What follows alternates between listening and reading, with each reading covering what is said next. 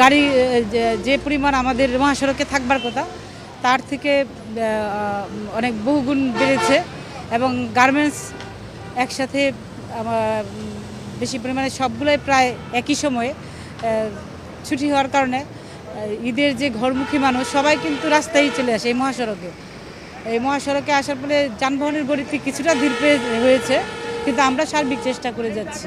এই যানজটটা লাগার কারণ হচ্ছে এখানে আমাদের ঢাকা যে মহাসড়ক, জাতীয় মহাসড়ক নবীনগর, সাভার নবীনগরের যে রোডটা, সেটা আপনারা দেখেছেন যে চন্দ্রা ফ্লাইওভারের নিচে দিয়ে এসে আপনার উত্তরবঙ্গে চলে গেছে এবং গাজীপুর মেট্রো থেকে যে ফ্লাইওভারটি এসেছে, এই দুইটার মূল পয়েন্ট কিন্তু একটা ফ্লাইওভারের ঢালে এসে 4টি লেন এসে একসাথে 2টি লেনে সংযুক্ত হয়ে যাচ্ছে।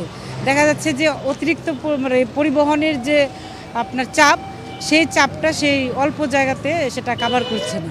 তো এই জন্যই আসলে মূলত ওই জায়গাতে একটা কৃত্রিম যানজটের সৃষ্টি হয়েছে। আমরা সেটা সার্বক্ষণিক আমরা চেষ্টা করে যাচ্ছি যাতে কোথাও যেন দীর্ঘস্থায়ী যেন এই যানজটটা যেন না হয়। এই ক্ষেত্রে আসলে একটি বিষয়কেই গুরুত্বপূর্ণ আমি মনে করি, সেটা হচ্ছে যে সবাইকে ট্রাফিক নিয়ম মেনে চলতে হবে।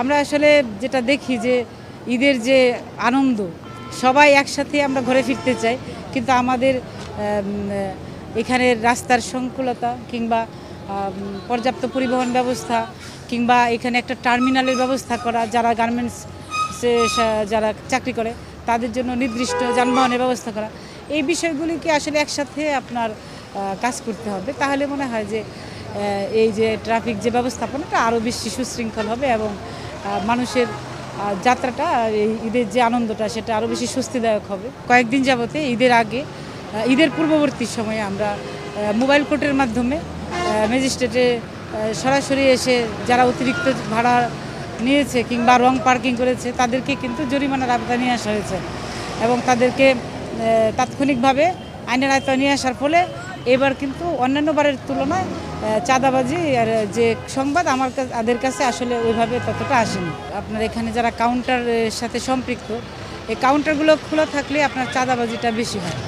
এখানে গাবতলী থেকে আপনার এখন অনলাইনে আপনার টিকিটের সিস্টেম আছে, যারা যাবে অনলাইনে টিকিট করে তারা চলে যেতে পারে গন্তব্যে। কিন্তু এই কাউন্টারকে কেন্দ্র করে কিছু অবৈধ যারা সুযোগ সুবিধা নিতে চায়, এই অবৈধ যারা সুযোগ সুবিধা নেয় তাদের দৌরাত্ম্য বেড়ে যায়।